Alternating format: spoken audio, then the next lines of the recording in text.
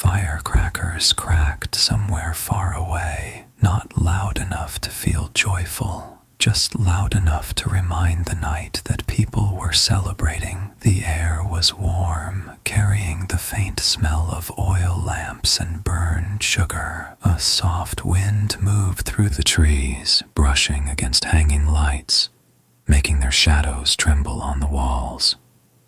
Some bodies don't rot after death, because they are still looking for a place to live. They don't decay, they wait, they listen. They search for warmth, for breath, for a heartbeat they can borrow.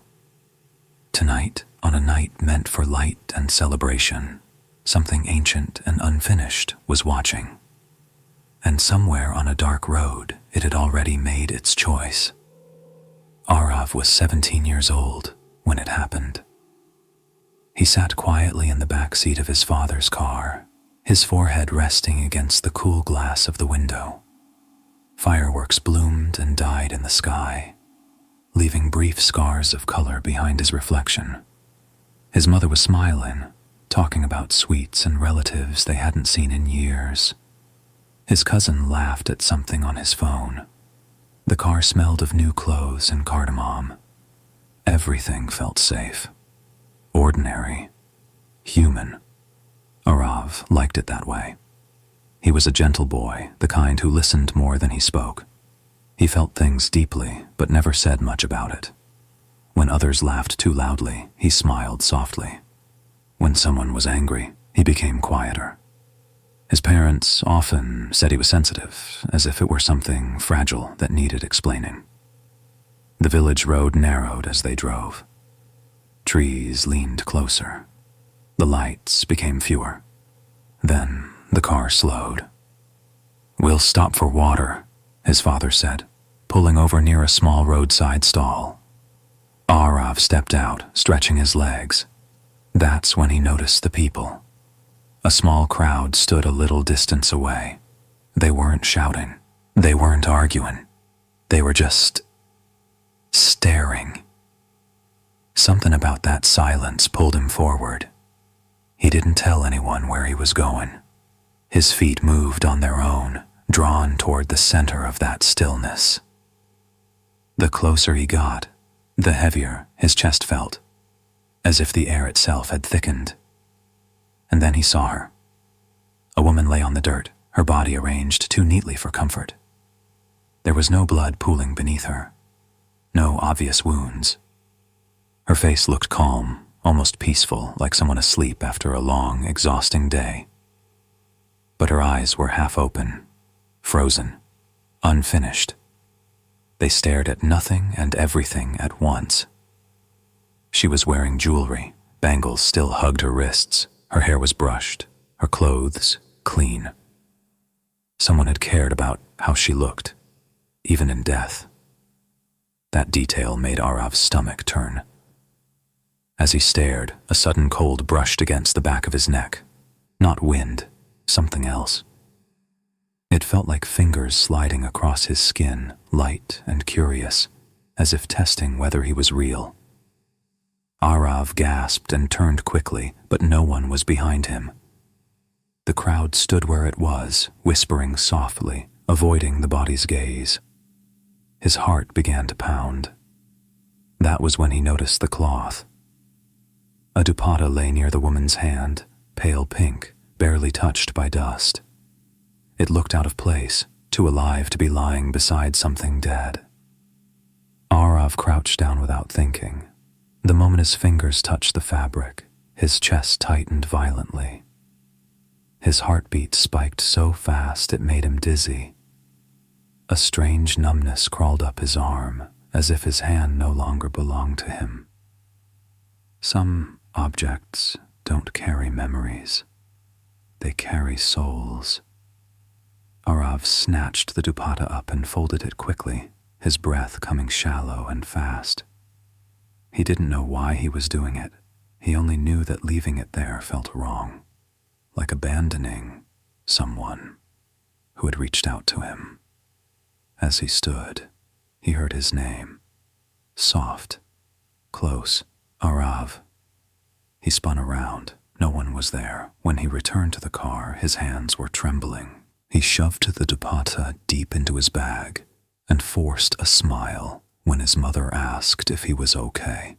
"I'm fine," he said, but something inside him had already begun to listen to a different voice. By the time they reached his aunt's house, the village was glowing with light. Dias flickered on doorsteps. Laughter spilled from open windows. The air buzzed with celebration. Aarav felt none of it. He moved through the house like a guest in his own body. He answered questions with nods. He ate without tasting. His eyes drifted constantly toward shadows, toward corners where light didn't quite reach. That night, long after everyone had gone to sleep, Aarav stood alone in the small room he had been given. He took the dupatta out of his bag. The room was dim, lit only by a weak bulb that flickered softly.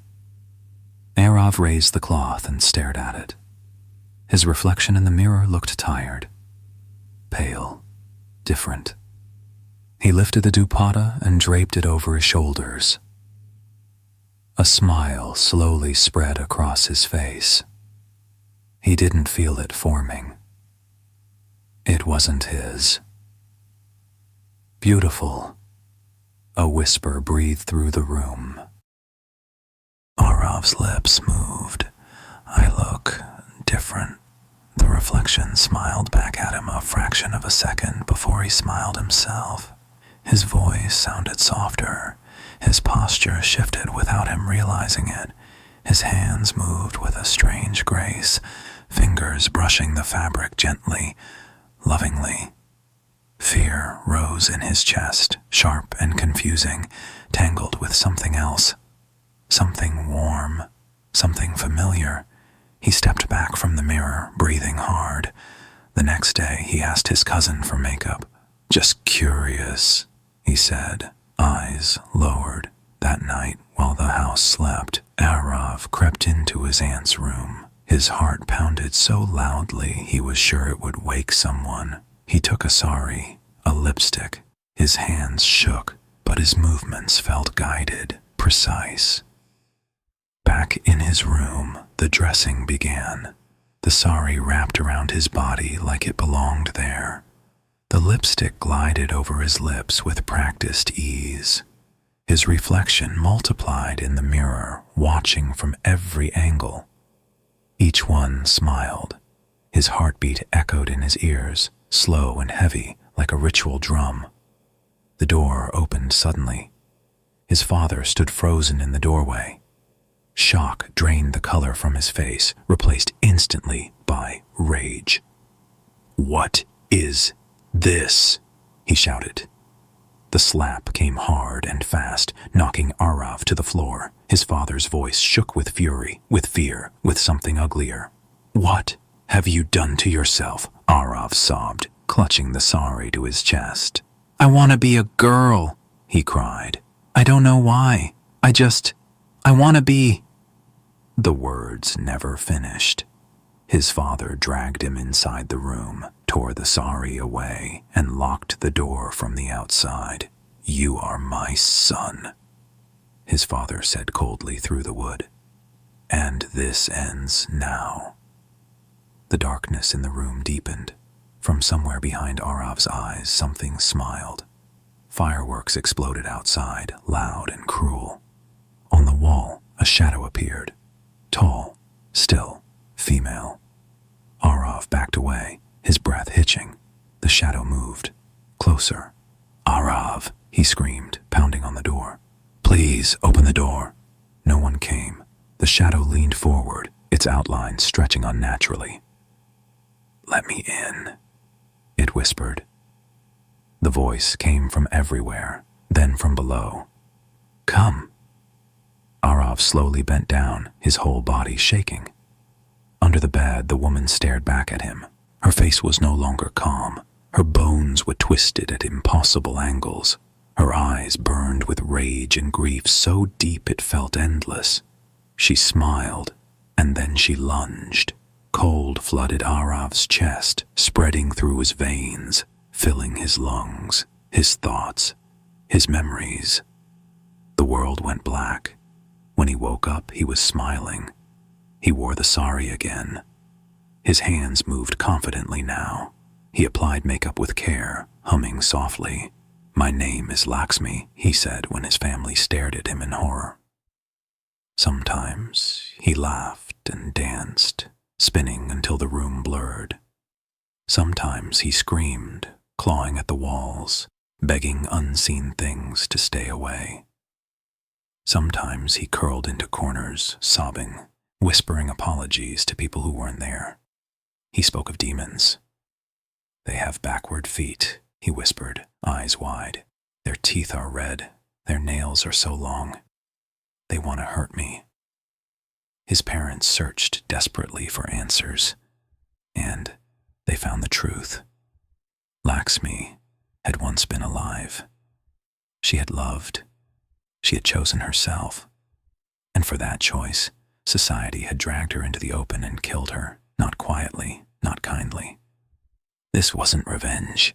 It was unfinished pain, screaming to be acknowledged. The final night came without warning. Locked in his room, LAXMI danced wildly, her body bending in ways it shouldn't. Her screams tore through the house. "They're here!" she shrieked. "They're here to take me!" Bones cracked, skin twisted. The family broke the door open too late. Aarav barely survived. Doctors tried. They failed. The dupatta was buried near LAXMI's grave. Silence returned. Aarav recovered. He remembered nothing. Life moved on. But sometimes, when fireworks echoed in the distance, a strange smile touched his lips. LAXMI was gone. Or maybe she had simply learned how to stay quiet. If a soul is destroyed by society while it's still alive, does death really set it free? Or does it just force it to find another body?